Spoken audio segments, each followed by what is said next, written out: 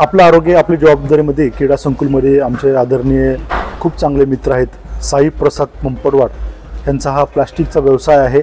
व्यवसाय सांभाळून देखील त्याने दररोज येऊन व्यायाम करतात। आपण त्यांना विचारूया त्याने व्यायामला काय येतात। माझं नाव साई प्रसाद पंपटवार आहे।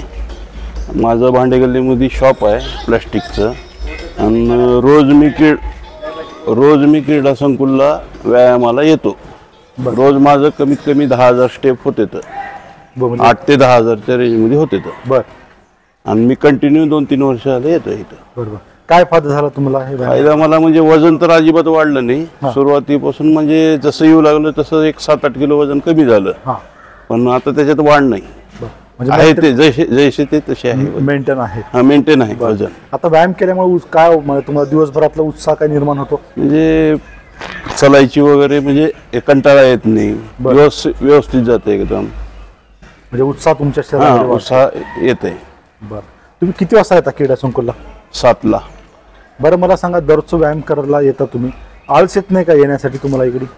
नाही ती म्हणजे आवश्यक आहेच नाही कसं म्हणता येईल। चालण्याचे भरपूर फायदे आहेत ना। काय काय फायदे? चालण्याचे भरपूर फायदे म्हणजे काय आपल्याला दिवसभर फ्रेश वाटतंय। परत तुमचं वजन वाढत नाही आहे त्या परिस्थितीमध्ये राहतंय वजन आणि कंटिन्यू असलं म्हणजे थोडं वेगळंच वातावरण तयार होतं दिवसभरात वेगळंच वातावरण।